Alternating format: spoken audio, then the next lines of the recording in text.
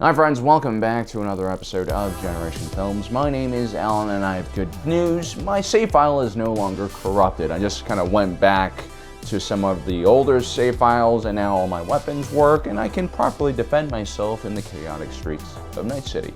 I mean, that is what makes the city so great. It's the sheer amount of nonsense one can see going on at all times, whether it's bugs or just straight up gunfights. The other day, while strolling around the half-complete resort zone of Pacifica, I saw a gunship pouring armor-piercing cannon rounds into an abandoned high-rise. It's over the top, very brazen, and more importantly, it's very cyberpunk in both spirit and execution. Dial down that kind of craziness and you get a less enjoyable world to play in, and probably a much better place to live in. But how did Night City become the dystopia that it is in Cyberpunk 2077?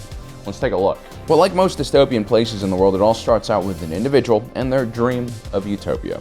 Richard Knight was born in San Francisco in 1954. At a pretty young age, he would become a partner at Halsey, Ferris & Knight, a construction company that focused on massive corporate projects. But like all very ambitious individuals who are destined for, yada yada, Richard Knight grew bored of his job and he wanted more. He wanted a grander challenge that only someone with his unique set of skills and talents could handle. He didn't want to just build for corpos, he wanted to build an entire city of the future, one that would be paradise on Earth, guided, of course, by his steady hands. And so Richard Knight would leave Halsey, Ferris & Knight and start his own construction firm known as Knight International. Richard Knight's vision of Utopia was fully influenced by his own experiences in life, particularly his experiences working with corpos in his previous company. As a real estate developer, Richard Knight was understandably anti-regulation.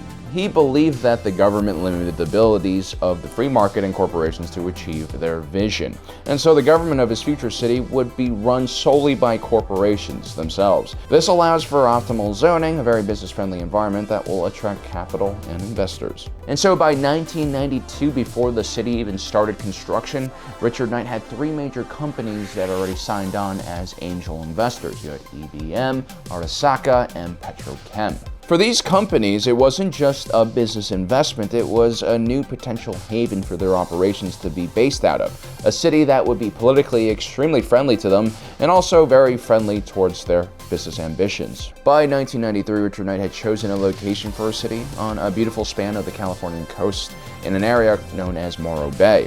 The city sits on the famous coastal highway, equal distance from San Francisco to the north and Los Angeles to the south. The first move was to prepare the land itself. Richard Knight would purchase Morro Bay and many of the surrounding regions to further expand the city in the future. He also would dredge up certain portions of the bay and extend one of the peninsulas to make more land for the center of the city.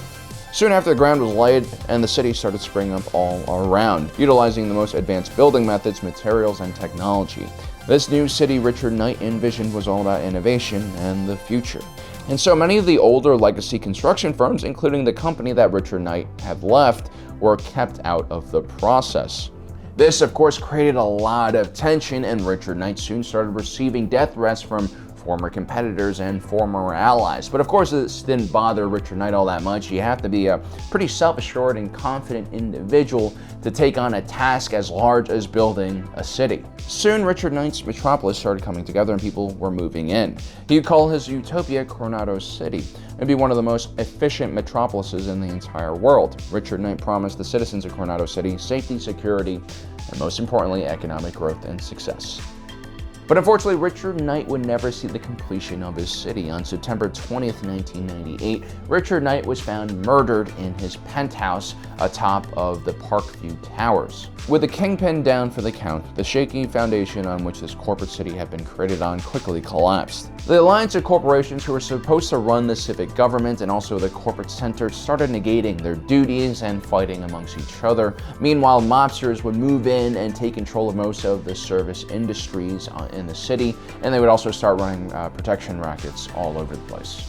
The city police was bought out by mob and corporate interests and were basically useless. Gangs would move into the unfinished suburban areas in the outskirts of Night City, setting up the foundations of the terrifying district known as the Combat Zone. The Combat Zone is basically an ongoing battlefield in which vying gangs would constantly attack each other and exchange territory.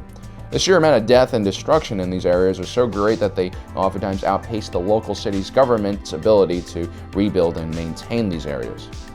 And so these areas completely lacked any essential services, and to make matters worse, combat zones usually grew like a cancer. They would basically infect neighboring territories and then make them uninhabitable as well. Combat zones had sprung up in most of the large cities that still remain standing in the United States. Some cities like Detroit were smart enough to completely wall off their combat zones in an effort to stem its growth. Because no one was willing to go into the combat zone aside from maybe a trauma team trying to protect a premium insurance policy, Night City's combat zone would just grow out of control. By 2005, the mob would basically take over the rest of the city. The corporate interests had completely abandoned governance of the city. They realized that it was neither profitable or as interesting as their other business ventures. The civic leaders lost their power when the corporations lost their interest, and so everything from essential services to utilities in the city started falling apart. The next 4 years, from 2005 to 2009, would be known as the Dark Ages in Night City. Murder rates would skyrocket as real estate prices would collapse. The violence would become so bad that the corporations had no choice but to do something about it.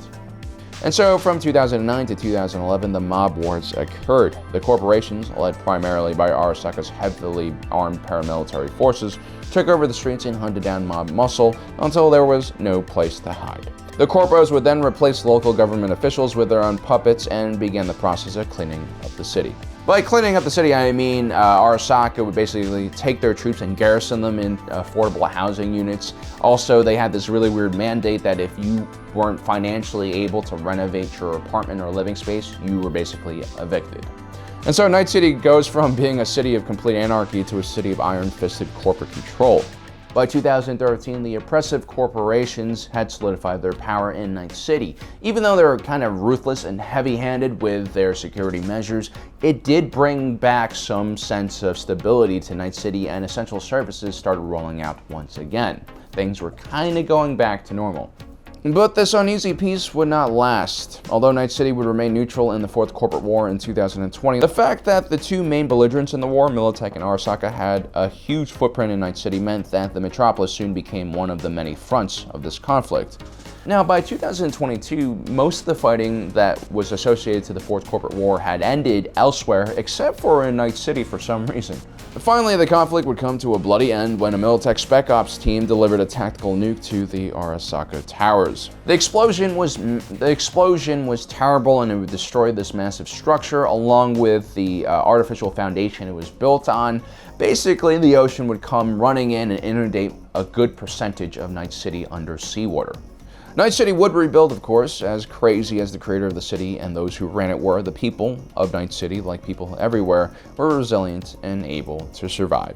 Richard Knight's story is very much a cautionary tale. He was an individual who believed in a pretty extreme and controversial form of governance, and he believed that his vision would create a utopia, but instead it creates a dystopian nightmare. So always be cautious of people who promise utopia and 100% perfection, because whenever humans are involved, you can never get 100% perfection.